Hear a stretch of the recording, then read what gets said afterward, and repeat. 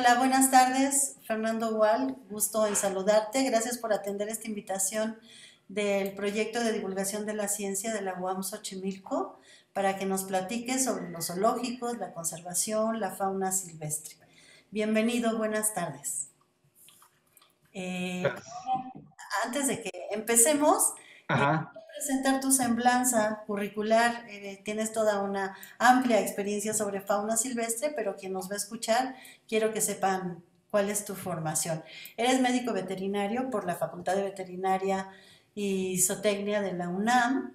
Estudiaste posgrado en entrenamiento veterinario en manejo y enfermedades de fauna silvestre en la Sociedad Zoológica de Londres y diplomado en medicina y manejo de fauna silvestre de la Facultad de Medicina Veterinaria y Zootecnia. Has presentado más de 250 conferencias, publicaciones científicas y de difusión relacionadas con la medicina y el manejo de fauna silvestre a nivel nacional e internacional. Has laborado como médico veterinario en el zoológico de Chapultepec desde 1989 y 1997, como consultor médico veterinario para varios zoológicos y criaderos en México. Fuiste en algún momento director del zoológico de Chapultepec y después como director general de lo que se llamaba Zoológicos y Vida Silvestre en la Ciudad de México de 1999 al 2008. También te has desempeñado como presidente de la Asociación de Zoológicos, Criaderos y Acuarios de México entre 2003 y 2007. Has participado como consultor y consejero en diversas instancias científicas y gremiales, incluyendo el Instituto de Investigaciones para la Conservación de la Sociedad Zoológica de San Diego, California, el Consejo Técnico Consultivo Nacional para la Conservación y Aprovechamiento Sustentable de la Vida Silvestre, la Semarnat, y el Comité de Salud y Producción de Fauna Silvestre y Animales de Zoológico del Consejo Técnico Consultivo Nacional de Sanidad Animal, CONASA, en la Zagarpa. Has colaborado en diversos proyectos relacionados con el monitoreo de salud y enfermedades de poblaciones silvestres, incluyendo el proyecto de apoyo médico veterinario del programa de reintroducción del cóndor de California en la Sierra de San Pedro Mártir, Baja California, y el monitoreo de enfermedades en poblaciones de mamíferos silvestres de la Reserva Ecológica del Pedregal de San Ángel en la Ciudad de México. Eres médico veterinario certificado en el área de fauna silvestre en el periodo de 2016 a 2021 por el Consejo Nacional de Certificación de Medicina Veterinaria y Zootecnia, y desde 1993 trabajas como profesor de Medicina Veterinaria en fauna silvestre en licenciatura y posgrado en la Facultad de Medicina Veterinaria en la UNAM, y desde 2009 estás como profesor titular e investigador de tiempo completo en nuestra querida UAM Xochimilco. Estás en el Departamento de Producción Agrícola y Animal y en algún momento estuviste como coordinador de la licenciatura en Medicina Veterinaria y Zootecnia, y actualmente funges como director general de Zoológicos y Conservación de la Fauna Silvestre de la SEDEMA del Gobierno de la Ciudad de México. Pues creo que tienes bastante experiencia con referencia a la fauna silvestre y a los zoológicos. Y bueno, los zoológicos siempre son un tema polémico, ¿no? A veces la gente los ve como un espacio de exhibición, pero se consideran como un espacio de conservación, sobre todo lo que tú trabajas. Sin los zoológicos a veces no conoceríamos algunas especies que ya se han perdido en el hábitat natural. Pues muchas gracias, y ahora, ¿qué tienes que decirnos sobre los zoológicos y la conservación? Bien, muchas gracias, Ceci, por la invitación. Siempre nos da mucho gusto que les interese el tema eh, de los zoológicos y cuál es su aportación en la conservación de la fauna silvestre. Y ese es el tema, ¿no? Que estaría exponiendo el día de hoy.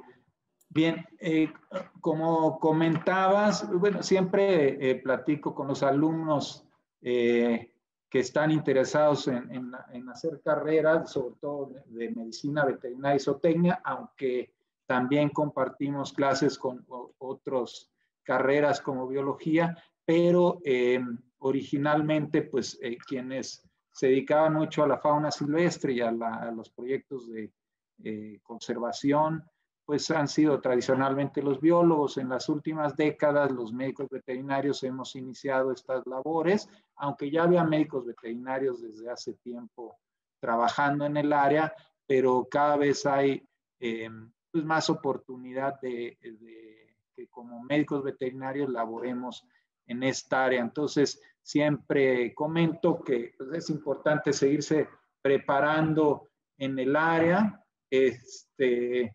En mis tiempos no había mucha oportunidad de especializarse, sin embargo, logré cursar una maestría en salud de fauna silvestre de la Sociedad Zoológica de Londres y de la Universidad de Londres, que pues te abre mucho las perspectivas. Hoy en día en México ya hay posibilidades de posgrado en el área de fauna silvestre y proyectos en general como médicos veterinarios en colaboración con biólogos y otros pues, grupos de profesionistas en diferentes áreas. Estamos pues, enfrentando una crisis de extinción. Muchos hablan del cambio climático como lo más grave que está pasando en el medio ambiente. Sin embargo, la pérdida de la biodiversidad es igual de grave y está sucediendo al mismo tiempo. Entonces, tenemos que tener en mente que no nada más el cambio climático es el problema, sino la pérdida de la biodiversidad de alguna forma, que puede estar relacionado con el cambio climático en algunos casos, pero tiene muchas otras razones, pues está provocando cifras tan graves pues como que se extinguen más de 15,000 especies al año y eso es impresionante. Entonces, estamos cursando con una grave extinción de especies. Hay algunas especies que están ahí ejemplificando pues las especies que conocimos o que ya solo vamos a conocer a través de museos, como el dodo, el lobo de Tasmania, que pues muchos de nosotros ya no tuvimos la oportunidad de ver vivos, ¿no? México no es la excepción. El oso gris mexicano, que es el carnívoro más grande terrestre, más grande de México, está extinto, ya no existe. El carpintero imperial, que era el pájaro carpintero más grande del mundo, está extinto también. Entonces, México no es la excepción. Entonces, tenemos que tener en mente que tenemos una crisis de extinción. Hay muchas formas de hacer las cosas. Siempre les pongo este dibujo que es muy gráfico de lo que sucede, ¿no? La extinción está muy cerca para algunas especies. Esos tigres podrían ser un ajolote de Xochimilco o un lobo mexicano, un cóndor de California, que están camino a la extinción, pero pues hay muchas desviaciones antes de llegar hasta allá, ¿no? Entonces,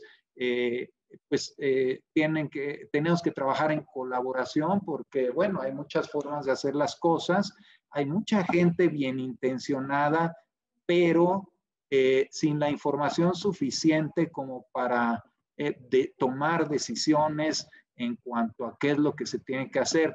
Por eso se habla de que el camino a la extinción está pavimentado con buenas intenciones, pero a veces malas decisiones en cuanto a cómo se deben de hacer las cosas. Esto se tiene que hacer a través de la colaboración entre todos. Todos aportan algo, sin embargo, uno solo o una sola institución no puede hacer todo, ¿no? Entonces, tenemos que tener en mente que los zoológicos es una de las muchas herramientas que tenemos.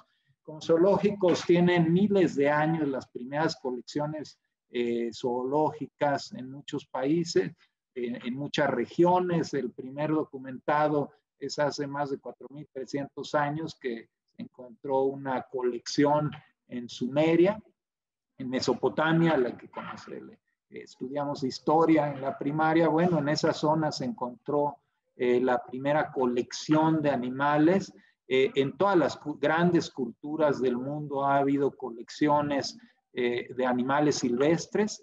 incluyendo China, en Europa, los griegos, los romanos tuvieron colecciones de animales. México no fue la excepción. En 1520 se documentó pues la Casa de las Fieras del emperador azteca Moctezuma, y después de eso, ya por los 1700, 1800, fue cuando empezaron a verse colecciones de animales ya con otro sentido. Simplemente para recordar históricamente dónde se encontraba esa Casa de las Aves de Moctezuma, que se habla que tenía 400, 300, 400 personas atendiendo a los animales, no era una cosa menor. Y pues desde entonces en México tenemos pues ese gusto por acercarnos a la vida silvestre. Este terreno hoy en día estaría muy cerca atrás de la Torre Latinoamericana, es donde se ubicaba la Casa de Moctezuma, solo mero antecedente. Como comentábamos, los zoológicos han evolucionado desde lo que eran simplemente colecciones o gabinetes de historia natural, con pues ninguna forma de colaboración ni forma de ver cómo recuperar estas especies, simplemente era exhibición de animales, a lo que fue el parque zoológico del siglo XX, que se consideraban las arcas de Noé, pero eso no funciona, ¿no? Un arca de Noé a lo mejor en su momento funcionó para rescatar algunos animales, conceptualmente, pero hoy en día los zoológicos han evolucionado o están en proceso de evolucionar hacia centros de conservación con otro tipo de objetivos y motivos de preocupación, ¿no? La conservación a nivel global y otro tipo de exhibiciones. Entonces hay que tener en mente que los zoológicos no son estáticos y han ido evolucionando y están en proceso de evolución.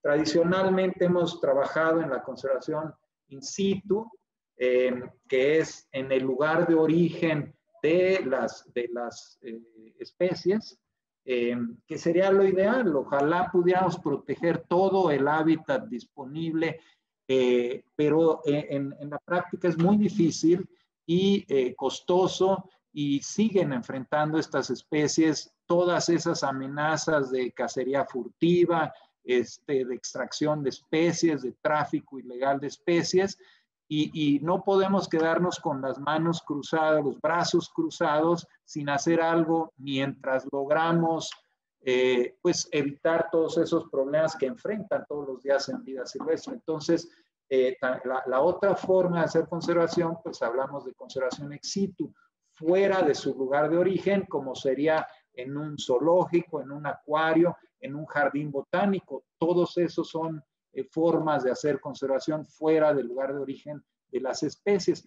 Hoy en día hablamos de una tercera forma de hacer las cosas, que es la conservación sorta situ, que vincula tanto la actividad in situ como ex situ, y eso es lo que procuramos hacer hoy en día en los zoológicos, a través de un concepto que le llamamos la conservación integrada, que es a nivel mundial la forma de hacer las cosas, la estrategia para zoológicos y acuarios, que antes, hace algunos años, se hablaba de que los zoológicos tenían como objetivos primordiales la recreación, la educación, la investigación y la conservación. Hoy en día el objetivo es único y es la conservación de las especies, obviamente a través de herramientas, como ahí las podemos ver: conservación de especies, de poblaciones silvestres, participar en esos proyectos, hacer ciencia e investigación aprovechando las poblaciones que tenemos ex situ, manejar estas poblaciones. Ahorita rápidamente vamos a ver el ejemplo de cóndor o de lobo mexicano. Se manejan las poblaciones desde los zoológicos, educación ambiental o educación para la conservación, capacitación del personal y profesionistas que muchos de ellos acaban laborando en la conservación in situ. Muchos alumnos se han dedicado a la conservación de especies y están laborando o han laborado en proyectos de conservación en su hábitat natural. Entonces, ¿dónde se entrenaron? Pues generalmente en un zoológico. Ahorita vamos a hablar de esos beneficios que se tiene para al manejar estas poblaciones situ. Comunicación, a veces muchas veces hablamos de que hay que cacarear el huevo. En este ambiente de la conservación se nos olvida, estamos tan metidos en trabajar con estas especies que es muy demandante y se nos olvida cacarear el huevo. Entonces, eso es importantísimo, la comunicación, ¿no? Colaborar. Nuevamente, hay que enfatizar que esto es de colaboración, una sola persona, una sola institución, es imposible que logre todo lo que se tiene que hacer alrededor de la conservación de especies, promover la sustentabilidad ambiental, la sostenibilidad, y ahí está el tema también, ¿no? Que es parte de la estrategia, la ética y el bienestar animal. Como médicos veterinarios somos los guardianes de la salud y el bienestar animal y está considerado como una de las herramientas de la conservación, el bienestar animal.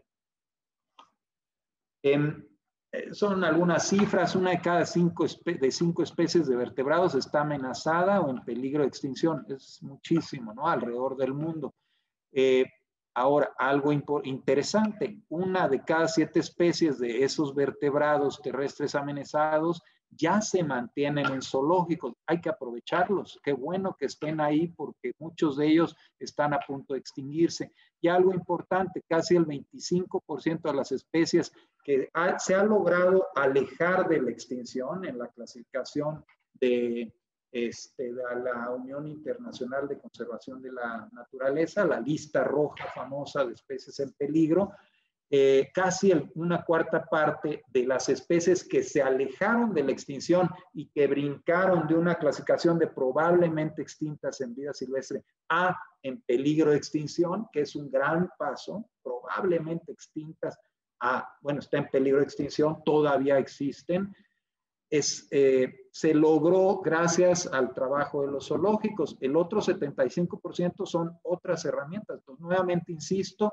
es una de las muchas herramientas que tenemos para la conservación. No es la única, sin embargo, es una que ha logrado todas esas especies que están aquí en pantalla, como el lobo mexicano, el cóndor de California, el oryx de Arabia, el ciervo del padre David de China, el hurón de patas negras del sur de Estados Unidos y del norte de México, el caballo de Przewalski en Mongolia, el tamarín dorado de Brasil. Todas esas especies no existirían si no hubiera sido por el esfuerzo de zoológicos y de las actividades ex situ. Estas son algunas otras especies, a lo mejor no mencioné algunas de ellas, algunas aves, cernícalo de Mauricio, ganso de Hawái, mina de Bali, un sapo puertorriqueño, el ajolote de Xochimilco. Todas estas son especies que gracias a los zoológicos se han ido recuperando. ¿Qué contribuciones tienen los zoológicos para enlistarlas en un solo lugar? Bueno, reproducción de especies, reproducción ex situ de especies en peligro de extinción, educación ambiental o educación para la conservación. Es el primer contacto con la naturaleza que muchos tenemos o tuvimos. Yo no me hubiera dedicado a esto, a la conservación de especies, si no hubiera tenido acceso a un zoológico en donde me interesó ver a las especies y quisiera yo que las generaciones que vienen atrás tengan la misma oportunidad que yo tuve de conocer estas especies. Entonces, tienen razón de ser los zoológicos.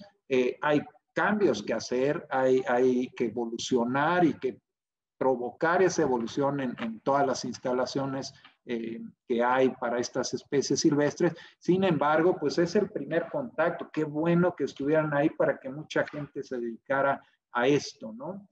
Tanto en zoológicos como en acuarios, como en jardines botánicos, como en vida silvestre, ¿no? Los zoológicos aíslan de las amenazas que hay. Hay muchos animales que hubieran acabado cazados y extintos si no hubiera sido porque se hubieran resguardado en algún zoológico o reserva, hablando de Oryx de Arabia y otras especies que hubieran acabado cazados, lobo mexicano, qué mejor ejemplo. Algunas enfermedades como las quitridiomicosis, que es un hongo que está matando a algunas especies alrededor del mundo de anfibios. Bueno, en zoológicos los aislamos de esas amenazas, que en este caso es una enfermedad. Qué bueno que tengamos poblaciones, por si acaso, aisladas de esa amenaza, ¿no? Generamos mucha información biológica y de las mismas poblaciones de animales que se utiliza para la conservación de las especies. Se hace investigación básica y aplicada en los zoológicos, y muchos de los beneficios a la conservación son indirectos, pero no se podrían hacer si no fuera porque tenemos poblaciones ex situ. Se captan fondos, es una de las principales fuentes de financiamiento de proyectos de conservación, jalar un financiamiento y dinero para apoyar proyectos de conservación. Los zoológicos lo hacen, entonces, ¿de dónde va a salir ese dinero si no existieran los zoológicos? Nadie lo va a poner, ¿no? Nadie más lo va a poner. Se aprovechan en ese sentido las relaciones públicas, se hace educación a nivel local, educación para la conservación. Hay proyectos de campo, ahí algunas de las imágenes son con mis alumnos trabajando en campo y entrenando equipos de biólogos y veterinarios a trabajar juntos en campo y acoplarse y a complementarse en ese trabajo de estudio y conservación en campo. Entonces, ¿dónde nos entrenamos a hacer ese manejo por primera vez? En un zoológico. Una alumna de la materia de medicina y manejo, zootecnia de fauna silvestre, hizo su estancia y servicio social en el zoológico de Chapultepec, hizo su tesis en el zoológico San Juan de Aragón relacionada con monos, con zaraguatos y la dieta de los zaraguatos, hizo una maestría en campo con la gente de la Universidad Veracruzana, que trabaja primatólogos, y veterinarios y biólogos que trabajan en campo con primates, y acabó trabajando directamente en la conservación en la isla de Borneo, conservando orangutanes, donde se entrenó para hacer esa labor, donde vio su primera anestesia de un orangután, pues en el zoológico, y de ahí brincó a hacer conservación en campo. ¿Dónde se pudo haber entrenado mejor que no fuera aquí en un ambiente controlado y con gente con experiencia que la entrenó a hacer esa labor? Entonces, muchos de estos beneficios es imposible cuantificarlos,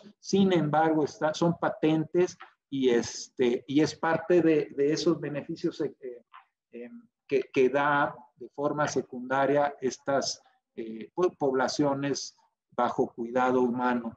En ese sentido es el entrenamiento y desarrollo de capacidades, ¿no? Y entrenamiento personal para trabajo en vida silvestre. Otras estrategias con las que colaboran los zoológicos, pues la contratación de investigadores de campo. Algunos zoológicos hemos tenido la posibilidad de contratar investigadores que trabajan en campo, pero pagados por los zoológicos. Entonces, ¿de dónde sale ese presupuesto? Pues de los propios zoológicos para aportar en vida silvestre, ¿no? La idea es vincular los trabajos in situ y ex situ, ¿no? Dentro y fuera de los zoológicos. Se participa en comités, es el mismo personal desarrolla políticas, estrategias, programas, porque son pues gente entrenada en el ambiente y en los temas. Se predica con el ejemplo, ¿no? Muchas estrategias de sostenibilidad y de uso de recursos, pues las enseñamos en los zoológicos a través de programas de educación ambiental a la población en general que los visitan, y hacemos trabajos de rehabilitación y reintroducción. Ahorita pongo algún ejemplo, y en general colaboración interinstitucional de apoyo a otras instituciones y programas. Hay limitaciones, por supuesto, es una de las muchas herramientas que hay para la conservación, un zoológico o acuario, ¿no? O jardín botánico, que tenemos las mismas funciones con diferentes especies. Mantener la diversidad genética es difícil, el espacio disponible es limitado, el costo de los programas de reintroducción es muy alto, hay que buscar fondos para hacerlo. la factibilidad de reintroducciones no siempre es factible. Quisiéramos que muchos o la mayoría de especies o individuos que hay en zoológicos pudiéramos liberarlos. No es factible, no es tan fácil, ¿no? Dificultad en el mantenimiento de estas especies. Algunas conocemos más su biología que otras apenas las estamos estudiando, ¿no? En ese sentido, y del espacio disponible, pues haciendo un cálculo entre los principales zoológicos del mundo que están bien desarrollados, pues se podrían apoyar entre 250 y 500, 250 y 500 animales es la población mínima que se requiere para un programa de recuperación de especie, tomando en cuenta esos espacios disponibles en alrededor de 1000 zoológicos del mundo que están bien establecidos y participan en organizaciones de conservación o de zoológicos, de acuarios, pues podríamos trabajar en todo el mundo entre 1000 y 2000 especies. Hay que escoger muy bien cuáles queremos apoyar y cuáles requieren del apoyo del trabajo en zoológicos. Si tomamos en cuenta que hay casi 5.500 mamíferos, 10.000 especies de aves, 9.000 de reptiles, más de 6.600 de anfibios y 31.000 especies de peces, pues 1.000 a 2.000 especies es muy poquito. Entonces hay que escoger muy bien qué especies vamos a mantener y apoyar en estas instituciones. Esto obliga a que repensemos qué estamos haciendo y qué podemos hacer al respecto. Pues uno de los, de la forma que apoyamos zoológicos también es a través de bancos de recursos genómicos, almacenar esos recursos genómicos para el futuro, ¿no? Biomateriales como espermatozoides, huevos, ocitos, embriones, tejidos, sangre, ADN de las diferentes especies y lo congelamos para el futuro. No sabemos cuándo vamos a tener que usar ese material genómico. Ese concepto le llamamos el zoológico congelado.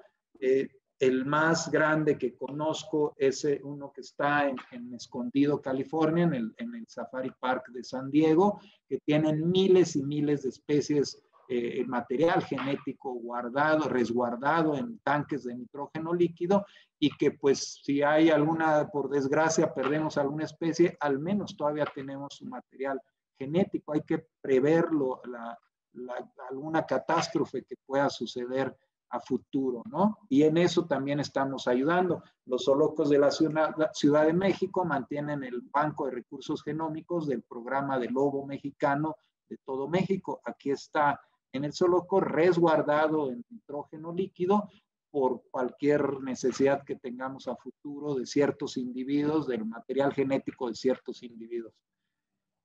¿Cómo están evolucionando estos zoológicos? Veíamos que van hacia centros de conservación de la vida silvestre y hay algunos estudiosos, arquitectos, también hay especialistas en zoológicos que, bueno, están visualizando qué va a ser un zoológico a futuro, ¿no? Y han ido cambiando la forma de exhibir a estos animales.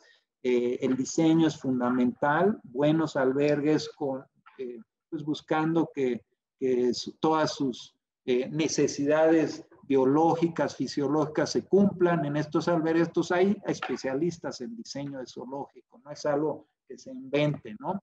Cada día ha mejorado esto y cada día se especializan otras profesionistas que a lo mejor pensaríamos que no tienen nada que ver con un zoológico. Bueno, hay arquitectos, ingenieros, especialistas en zoológicos que nos permiten mejores diseños y más vistosos para la gente, pero más funcionales también para ciertos animales. Depende de la especie, pues se tiene que ver en su biología qué es lo que requiere para estar en mejores condiciones.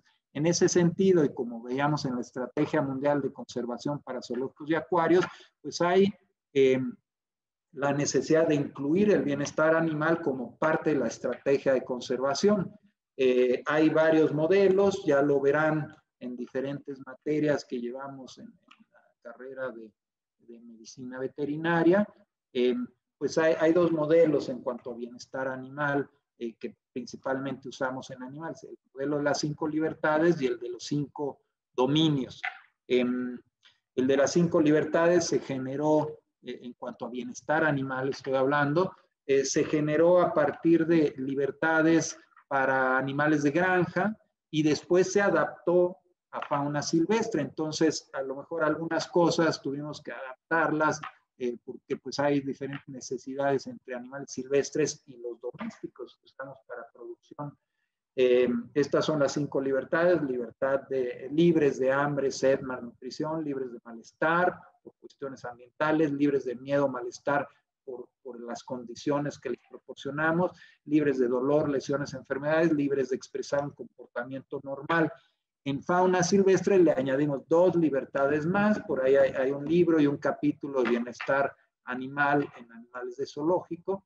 Le añadimos la libertad de ejercer control sobre su calidad de vida, que es a través de buenas instalaciones y algunos aditamentos de las instalaciones, como ese elefante que en el momento que él quiere le presiona un botón y se baña. Bueno, tiene ese control sobre lo que él quiere en ese momento. Y hay formas de hacerlo, pero depende mucho de un buen diseño de las instalaciones y de otras actividades como el enriquecimiento ambiental que les proporcionamos. En ese mismo sentido, la siguiente libertad, que es libres de aburrimiento. Un animal en vida silvestre tarda 8 o 10 horas en encontrar su alimento todos los días. En zoológicos los consentimos tanto que podríamos en una sola sentada ponerle su dieta completita. Normalmente no lo hacemos, la repartimos 2 o 3 veces al día para que pues busquen ese alimento. Pero bueno, en ocasiones hay horas que estarían forrajeando y nosotros les dimos una dieta tan balanceada que pues ya la ingirió en menor volumen y pasan algún tiempo que a lo mejor se pueden aburrir, por decirlo de alguna forma. Bueno, hay técnicas de enriquecimiento ambiental que realizamos para evitar ese aburrimiento en las diferentes especies. Este es el modelo de los dominios. Hay un dominio mental y 4 dominios físicos o funcionales. Tienen relación o se parecen a algunas del modelo de las libertades. Tiene que ver con nutrición, con el entorno, con la salud física y con la conducta. Adicionalmente, ahí les puse un artículo que acabamos de publicar precisamente este año, a principios de enero, que tiene que ver con la conservación, comportamiento animal y la relación de humanos y animales en un zoológico y por qué el bienestar animal es tan importante en el manejo de estas especies. Ahí está la referencia para los que la quieran consultar. En ese sentido, esta es algunas de las fotos de ese artículo en el que esa relación del cuidador de animales, de los biólogos, de los veterinarios con el animal, hacen la diferencia, ¿no? Desde los animales que entrenamos para realizar algunos procedimientos médicos, para aplicar o para diagnosticar, tomar una muestra, para aplicar un medicamento, o simplemente arriba a la derecha, como ese leopardo de las nieves, pues está disfrutando su alimento con un hielo y se va a tardar mucho más que ingerirlo de un bocado. Entonces, abajo, un panda gigante que está entrenado para permitir una muestra de sangre sin tener que anestesiarlo. Entonces, hay muchas técnicas que han ido evolucionando para mejorar ese bienestar y ese manejo que realizamos en zoológicos. Regresando a la conservación, que es la misión primordial, bueno, hoy en día hay hasta algunas técnicas de tecnología de punta que se está aplicando a la conservación. Este es un proyecto que llevan varias instituciones, incluyendo Sociedad Zoológica de San Diego, en el que están tratando de recuperar una especie que está a punto de perderse. Solo quedan 2 hembras de rinoceronte blanco del norte, es africano.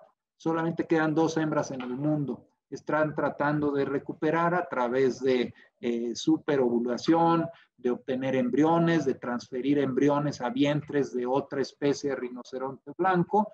para recuperar una especie. Esto no se podría hacer si no fuera por los zoológicos y por toda la experiencia que hay en la reproducción de estas especies ex situ. No podríamos recuperarla y se están haciendo unos esfuerzos impresionantes, invirtiendo mucho dinero en recuperar una especie.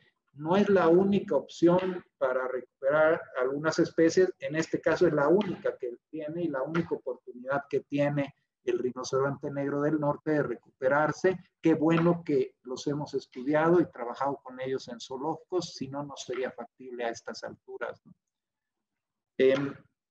Otras instituciones como el Instituto Durrell, que fue es el zoológico de Jersey, en Reino Unido, que ya tiene programas, y es muy interesante ver la forma en que trabajan, que vinculan el propio zoológico con programas de campo y con el conocimiento que están generando para la conservación. Tienen muchos proyectos de campo, y si no hubiera sido por la idea que el fundador, que ya murió, Gerald Durrell, que los que quieran leer cosas interesantes y divertidas de animales, lean algunos de los libros de Gerald Durrell, son divertidísimos. Bueno, él fundó el zoológico de Jersey, tenía esa visión de qué vamos a hacer e implementó varios proyectos, muchos proyectos en campo para recuperar especies. Es una de las instituciones que más especies se le atribuye que han recuperado en vida silvestre. Es a partir de un zoológico el esquema de recuperación de esas especies. En México, ¿qué estamos haciendo? Bueno, hay alrededor de 125 zoológicos, no todos están funcionando, pero son los que hay registrados en Semarnat, que es nuestra autoridad ambiental en México, la Dirección General de Vida Silvestre. Hay una asociación de zoológicos, criaderos y acuarios de México, la SCARM, que más o menos tiene 40 y tantos afiliados, los principales zoológicos de México. Y si echamos cuentas, como hace rato, cuántas especies podríamos ayudar a recuperar por el espacio disponible, entre 40 y 80 especies. Hay que escoger muy bien en qué usamos ese espacio. Obviamente, esto toma en cuenta la mitad de espacio para proyectos de conservación y la otra mitad normalmente la usamos para especies carismáticas que les llamamos embajadores de la vida silvestre. Si vinieran a ver la gente 2 o 3 ranas, un ajolote y hasta ahí acabó la visita, no daríamos el mensaje, ¿no? Muchos de nosotros no hubiéramos conocido un animal exótico si no hubiera sido por el zoológico de Chapultepec o Aragón. Son nuestros embajadores de la vida silvestre y de la conservación de la vida silvestre, que gracias a ellos mucha gente se interesó a trabajar en este campo, ¿no? de la biología. Existe una dirección, hablando de la Ciudad de México, una Dirección General de Zoológicos y Conservación de la Fauna Silvestre, con 3 zoológicos a su cargo y 2 direcciones de apoyo para los 3 zoológicos. Una dirección de operación científica y técnica que desarrolla labores de investigación y de manejo en los 3 zoológicos. Una dirección de conservación y bienestar animal que también trabaja para los 3 zoológicos con su personal y que apoyan las actividades de los 3 zoológicos como dirección general. Lo publicamos hace algunos años, pero ya traíamos el concepto de que los zoológicos constituyen centros de conservación del siglo XXI, y que estamos trabajando en muchas especies que requieren del apoyo solidario. El zoológico de Chapultepec se remodeló hace algunos años y de ser un zoológico tradicional con malla y barrotes, que no necesariamente un zoológico de malla y barrotes un mal zoológico, siempre y cuando adentro donde está el animal se cumplan las necesidades del animal. A lo mejor para el humano no es agradable verlo con malla y barrote, pero si adentro tiene las condiciones necesarias para el animal, pues lo de menos es la vista. Obviamente habla muy bien si ponemos cristal y se ve mejor. Sin embargo, eso no es una forma objetiva de evaluar un albergue o la condición de bienestar de un animal. Hay que recordar que el bienestar es el estado del animal, no es lo que yo siento por el animal o yo creo que está mal el animal. No, es una evaluación que implica pues diferentes factores a evaluar condiciones que son la reproducción, el comportamiento, el estado de salud, las instalaciones y muchas cosas que se evalúan para entender y diagnosticar el estado de bienestar de un animal. No es lo que yo siento, sino que el estado, yo no le doy bienestar a un animal, es un estado del animal que a través de esas instalaciones, esa vacuna que le puse, ese antibiótico que le puse para restaurar su salud, permitió mantener ese nivel de bienestar, esa tarima, esa tierra, ese lodo, ese tronco para trepar, ese es el bienestar animal. Entonces hay que evaluarlo desde el punto de vista del animal, no desde el punto de vista del ser humano, ¿no? Y eso es importantísimo, muchos de ustedes lo verán en los módulos que damos de bienestar animal, ¿no? Esto es lo que era hace algunos años el zoológico, pues una colección de animales. Estamos a punto de cumplir 100 años. Se inició la construcción del zoológico en 1923, entonces estamos a punto de cumplir 100 años. En esos 100 años ha habido un grado de evolución importante, aunque el fundador Alfonso Luis Herrera, prácticamente fundador de la biología en México, pues tenía esa visión de hacer conservación desde entonces. Sin embargo, pues los programas de conservación surgieron mucho tiempo después. Es un zoológico que se diseñó por especialistas en arquitectura, en ingeniería, y que se lograron espacios muy importantes y agradables tanto para el animal, en este caso también, como para el humano que los observa, ¿no? Que también cuenta la apariencia, ¿no? Entonces, se cuenta pues con el conocimiento de la biología para saber qué es lo que requiere cada especie para mantener esas 5 o 7 libertades o 5 dominios, ¿no? Del bienestar animal. Sí hubo un cambio importante de lo que era antes y después de esa remodelación, y muchos zoológicos están en ese proceso. No se puede de un día a otro, es muy difícil porque se requieren recursos, pero bueno, hay zoológicos que poco a poco y por zonas han ido pues mejorando sus condiciones.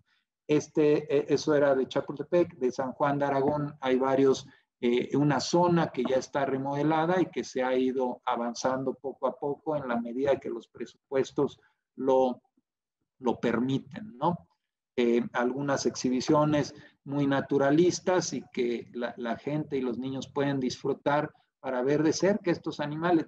Ese vínculo que se crea en un zoológico definitivamente impacta en lo que los niños hacen regresando a su casa, y a lo mejor alguno que otro a lo que se va a dedicar el resto de sus vidas, ¿no? Entonces, para nosotros es muy importante el vínculo que se crea a través de exhibidores adecuados y vistosos y que puedan interactuar en algunas ocasiones inclusive con estos animales, ¿no? Hay un programa de educación para la conservación que es importantísimo para nosotros. Vienen millones de visitantes, casi 5 millones a los 3 zoológicos cada año, y pues hay veces que es imposible atender a todos. Sin embargo, hay la parte de educación no formal e informal a través de displays, de letreros, de cosas que tocar, educadores ambientales, talleres educativos que precisamente permiten crear ese vínculo y que muchos niños no van a olvidar esa vez que tocaron un animal, que midieron su mano y vieron lo pequeño que era comparada con la mano de un gorila, o tocaron la piel de un animal. Todo eso crea un vínculo y una necesidad de hacer algo por estos animales y conservarlos al final del día. La parte de programas de bienestar animal que incluye enriquecimiento ambiental, depende de las necesidades de cada animal, varían las técnicas de enriquecimiento. Mucho lo hacemos con alimento, pero también con olores, sonidos, sabores y diferentes texturas y aditamentos que manipulan los animales, ¿no? Ahora, en la parte de conservación ya más aplicada, pues hay programas que se están desarrollando. Es imposible trabajar y que tengamos tan avanzados en todas las especies con las que trabajamos, pero tenemos que escoger ciertas especies y abocarnos a ellas. Una de ellas es el cóndor de California. Ya hay 5 cóndores de California nacidos en el zoológico de Chapultepec que ya fueron liberados en la región en donde viven, en Baja California, en la Sierra de San Pedro Mártir, y que bueno, que estamos contribuyendo ya directamente y vinculando el esfuerzo ex situ de reproducirlos en un zoológico con el esfuerzo in situ, que es recuperar la especie en su región o espacio que ocuparon, su hábitat natural. El cóndor de California es uno de los ejemplos más avanzados en el que se están liberando ejemplares nacidos en zoológicos para vida libre. Obviamente es un programa binacional y están contribuyendo zoológicos de Estados Unidos, y el único zoológico por el momento que trabaja llevando y liberando animales nacidos en zoológicos es Chapultepec por el momento, ¿no? Habrá otros que se sumen al esfuerzo. En lobo mexicano habemos muchas instituciones en México que están trabajando con lobo mexicano en colaboración con el programa binacional de recuperación del lobo mexicano, tan solo para darse cuenta de a qué grado llegaron de peligro de extinción. El cóndor de California llegó a 27 ejemplares en total en todo el mundo para poder recuperarlo, y el lobo mexicano a 7 individuos. Entonces, hoy en día hay casi 500 de cada uno, de cóndor de California y de lobo mexicano, más o menos la mitad en zoológicos y la mitad en vida silvestre. Bueno, es un gran avance y es una recuperación que hay indicios de que están en vías de recuperación y brincaron de estar probablemente extintos en vida silvestre a en peligro de extinción. Entonces, bueno, es uno de los aportes importantes de los zoológicos, pues la recuperación de especies directamente, involucrarse tanto en el programa in situ como ex situ. Los 3 zoológicos de la Ciudad de México han aportado 42 camadas, 185 crías de lobo mexicano para el programa. Entonces, pues si esto lo multiplicamos por todos los zoológicos de Estados Unidos y México que han pues aportado, pues no hubiera sido factible si no hubiera sido por el trabajo de los zoológicos.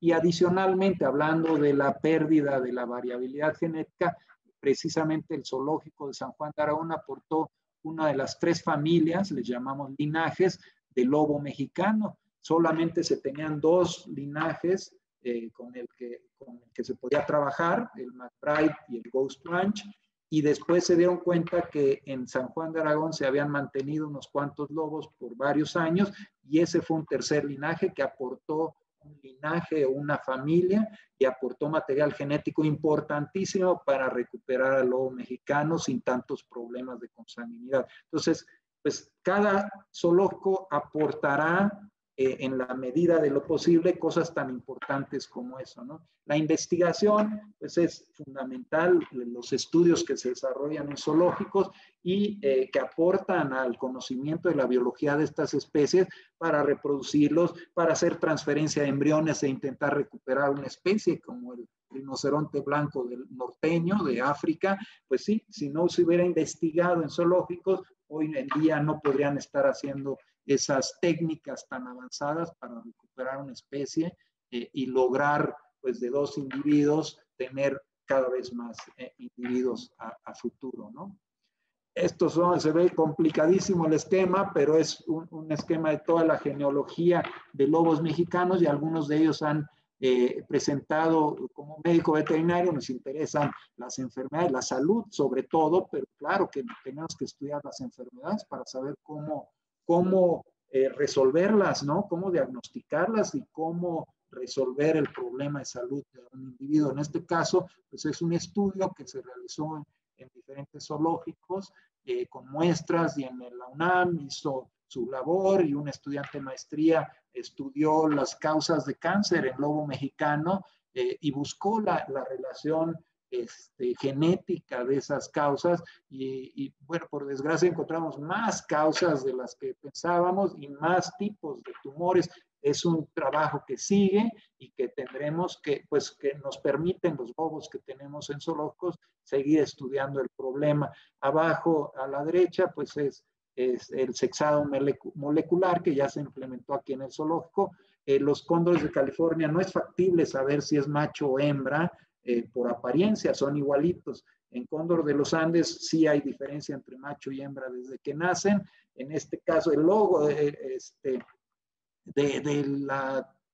escudo de la UNAM, pues trae un cóndor de los Andes, no un cóndor de California, que ese sí es mexicano. Bueno, es imposible saber a simple vista cuál es macho y cuál es hembra. Entonces, pues ya simplemente una técnica para, con una técnica molecular, saber con una gotita de sangre desde que nacen si es macho o hembra. No podríamos hacer eso si no fuera porque tenemos acceso a estos animales. Hoy en día, si vamos a un nido en vida silvestre y tomamos una muestra de un pollo que acaba de nacer, podríamos saber a través del laboratorio si es macho o hembra. Y como hay muchísimos ejemplos que gracias a tener estas poblaciones ex situ, apoyan la conservación de la especie, ¿no? Otras, hablando de los zoológicos de la Ciudad de México, transformamos estamos en proceso de transformar un albergue de elefantes, que seguramente ya no pensamos tener elefantes en el zoológico de Chapultepec, hay un albergue muy amplio en el zoológico de San Juan de Aragón, y logramos transformar está en proceso por etapas a un centro de conservación de anfibios, y en lugar de tener una sola especie, vamos a trabajar con varias especies en peligro de extinción en ese mismo espacio. Entonces, muy pronto, ahora que las condiciones de la pandemia por COVID-19 lo permitan, pues podrá la gente disfrutar de este nuevo espacio, un humedal para recorrer, y laboratorios y un museo del ajolote que van a poder visitar presencialmente en algún tiempo, ¿no? Ahí está simplemente los renders de la transformación que se le está haciendo al espacio, y estamos reaprovechando un espacio. Hay que evolucionar y pues estar al nivel de lo que nos están exigiendo las condiciones en cuanto a la conservación de estas especies. Tenemos que trabajar con anfibios, que es uno de los grupos taxonómicos en peor peligro, porque muchas especies se están perdiendo. Entonces, pues tenemos que adaptar nuestros programas a lo que está surgiendo hoy en día y necesidades de conservación. Hay parte de lo que es el humedal que está en construcción.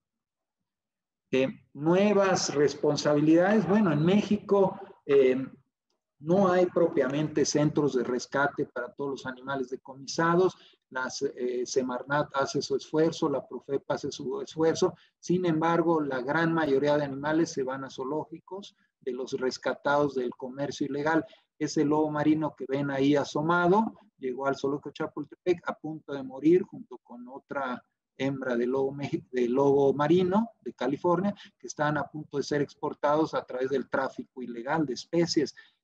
Logramos recuperarlos, dándoles de comer forzadamente con una sonda, etcétera, y hoy en día están recuperados y en buenas condiciones, creciendo. Bueno, también en México los zoológicos funcionamos como centros de rescate y recuperación de especies provenientes del tráfico ilegal, que de otra manera no tendrían a dónde ir. También hacemos esa función, que originalmente no es una función propiamente de un zoológico, pero en México lo hacemos, ¿no? En Aragón estamos construyendo un centro de rescate y rehabilitación de aves rapaces para ese objeto también. Entonces, está invirtiendo parte del presupuesto para lograr atender estas necesidades que se tienen en cuanto a fauna silvestre en México. Al final del día, pues evaluar estos programas y este impacto que tienen es bien difícil. ¿Cómo sabemos qué tanto impacto hubo en todos esos alumnos que hicieron su servicio social y hoy en día se dedican a la conservación? Pues es un gran impacto. ¿Cómo evaluarlo? Pues es difícil, ¿no? Cuantificarlo es difícil. Hoy en día los zoológicos tienden a transformarse, si no lo han hecho ya, a centros de conservación más que lugares donde exhibir simplemente animales, que tiene su valor educativo porque son los embajadores de la vida silvestre, pero el propósito es otro a través de esas herramientas. Necesitamos reevaluar esa misión de los zoológicos en los que no lo hayan hecho, balancear esas prioridades in situ y ex situ para promover la conservación Sorta-Situ o conservación integrada, que vincula los trabajos en zoológicos, acuarios con los trabajos de conservación en vida silvestre, estimar esa capacidad de carga que tienen los zoológicos para decidir hacer un plan de colección, que hacemos planes estratégicos de colección para decidir qué especies se quedan, cuáles no y cuáles, con cuáles utilizamos el espacio disponible. Los zoológicos podemos emplear científicos con experiencia en la conservación que trabajan en campo y muchos zoológicos ya lo hacen. Comunicar de manera adecuada todos estos esfuerzos es importante. Compartir la información y colaborar, no tratar de inventar el hilo negro. Ya se han hecho muchas cosas, hay que retomarlas y empezar a trabajar a partir de ahí. Definir las fortalezas de cada institución. Algunas instituciones tienen muy buena área educativa y buenos programas educativos, otros tienen programas de conservación, otros tienen de investigación. Entonces hay que ver esas fortalezas que cada institución tiene. Y nuevamente, trabajo en equipo. Esto es trabajo de zoológicos, acuarios, asociaciones, autoridades, dependencias de gobierno, ONGs, instituciones académicas de investigación como la UAM. Tenemos proyectos de conservación con la UAM. La primer colonia de ajolotes Xochimilco de los zoológicos de la Ciudad de México vinieron el pie de cría del CIVAC, que es una unidad de manejo para la conservación de la vida silvestre registrada ante el Semarnat y que es parte de la UAM Xochimilco. Hace muchos años hicimos un convenio de colaboración para iniciar nosotros como zoológico a trabajar con el ajolote de Xochimilco. De ahí han surgido muchas colaboraciones y ahora con el Centro de Conservación de Anfibios, que estamos en construcción, en una segunda etapa, pues vamos a invitar a instituciones como la UAM a colaborar con los proyectos de conservación y a sumarnos lo que ya se está haciendo allá afuera en el CIVAC, ¿no? Ya para finalizar, pues la conservación es un trabajo de equipo y requiere sumar esfuerzos y unir voluntades para lograr recuperar especies que de otra forma, pues la extinción sería su fin. Y simplemente estamos a través de esta herramienta tratando de ayudar al mayor número de especies que podamos por capacidad, espacio, etcétera, y que en colaboración pues se apoyan otros proyectos, ¿no? Al final del día pues no vamos para allá, que es la extinción, vamos para acá, que es la conservación, y obviamente considerando el bienestar animal como uno de nuestros pilares para lograr el objetivo y la misión primordial de los zoológicos, que es la conservación. Muchas gracias por el interés en el tema. No, muchas gracias a ti. Siempre es un tema polémico, sobre todo en los últimos años que se ha abierto esto, si la conservación animal, que si los tienen detenidos en un espacio, encarcelados, pero con toda esta explicación que nos has dado de cómo procuran el bienestar animal y todo lo que implica, esta parte que nos comentaste ahorita no se puede evaluar cómo están viviendo en los zoológicos desde el punto de vista de nosotros como espectadores, sino desde el punto de vista que los conservacionistas y tú como veterinario y como experto en el tema de la conservación de la fauna silvestre, generan las condiciones en el zoológico muy similares al hábitat en el cual tendrían que vivir, ¿no? Esta parte de buscar que no se aburran, que coman adecuadamente, que sean interactuantes con su entorno para que, esto que contabas del elefante, ¿no? Cada que se quiere bañar oprime el botón, o sea, están apelando también a la inteligencia de los animales. Puesto que de las cosas que pusiste, de todo lo que se busca con la estancia de estas especies en los zoológicos, pues casi todas están atendiendo el daño que se ha causado por parte de los humanos, Así ¿no? es, sí, es una herramienta más. Hay muchas formas de hacer las cosas, pero por ejemplo, el caso del cóndor de California, que es de lo que más hemos avanzado en el programa, quisiéramos avanzar a la par con todos, pero es prácticamente imposible. En algunos Sí. aportamos estudios, laboratorios. Aquí no hay menos de 50 profesionistas trabajando en los zoológicos, además de los cuidadores de animales y técnicos.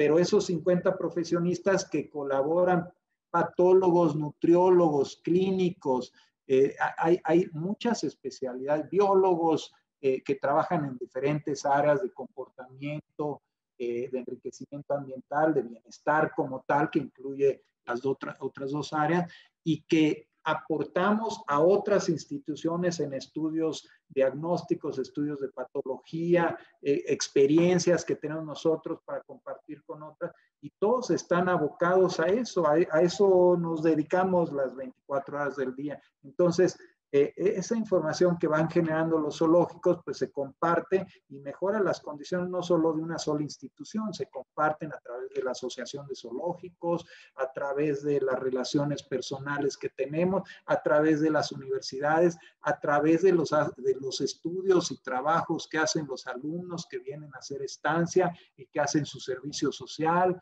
o en el caso de la UAM, pues su reporte del servicio social, pues lo han hecho en zoológicos, sus trabajos modulares los han hecho en zoológicos, algunos interesados de biología, de veterinaria, pero también de arquitectura, de diseño, han hecho trabajos aquí. Entonces, esto pues es una actividad de colaboración y cada quien tendrá algo que aportar, y seguramente algunos que no creen que en la vida van a tener que ver con esto, seguramente al final del día van a acabar haciendo, si son diseñadores, algún aditamento para algún animal para mejorar sus condiciones, o arquitectos, pues hay arquitectos de paisaje que se dedican a esto, entre muchas otras profesiones. Pero sí, una parte fundamental de la conservación, pues es hoy en día el bienestar animal. Me encantó este término, el bienestar animal, que yo lo conocí aquí con los veterinarios de la UAM. Parece que es una de las consignas dentro de la licenciatura en Medicina Veterinaria y Zootecnia en la UAM Xochimilco. Se habla mucho de bienestar animal, están enfocados en eso, en su alimentación. Y bueno, yo agradezco muchísimo esta charla, porque no solo estás ahora como un funcionario con esta responsabilidad en los zoológicos, sino es producto de toda una trayectoria de investigación y de docencia. Me respondiste muchas preguntas que te iba a hacer, de cómo los jóvenes se forman, y sin los zoológicos no tendrían el espacio para poder conocer especies, saber su vacunación, su alimentación, su entorno, cómo se comportan en los diferentes hábitats. Entonces, bueno, tú vinculas la parte de la investigación, la docencia, y ahora como una responsabilidad pública, se me hace que se abre muchísimo tu trayectoria y la posibilidad de compartir esto, no solo con el público que vea esta conversación, sino además con tus alumnos y las contribuciones que haces a la universidad en cuanto a la implementación de todos los conocimientos que tienes. Te agradezco muchísimo que hayas participado. Te iba a preguntar también de los ajolotes. Tenía entendido que la UAM Xochimilco iba a aportar una colonia de ajolotes a través del CIVAC, y te iba a preguntar por ello, pero ya lo contestaste. Y sobre este museo Sí. también del ajolote. Y hoy en día estamos muy en contacto con el CIVAC y los responsables del CIVAC para, pues ahora que ya tengamos terminadas las instalaciones, pues echar a andar proyectos en conjunto, porque esto no podemos solos, ¿no? A veces uno tiene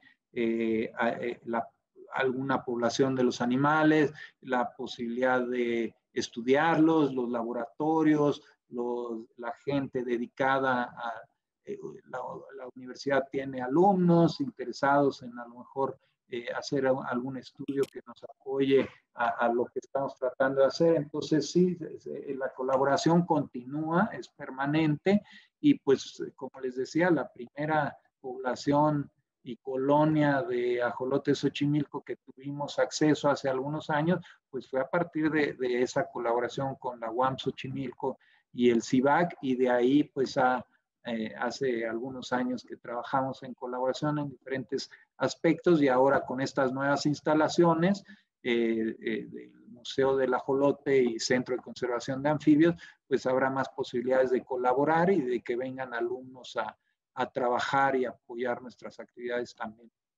Ay, muchas gracias. Y nada más para especificar, el CIBAC es el Centro de Investigaciones Biológicas y Acuícolas de Cuemanco, que forma parte de la infraestructura de la UAM Xochimilco y donde se está estudiando las especies de la zona lacustre de Xochimilco y específicamente esta unidad de manejo ambiental que mencionaste sobre el ajolote, Ambistoma mexicanum, que tiene muchas particularidades y que sí es muy importante conservarlo por todos los atributos que tiene en su fisiología.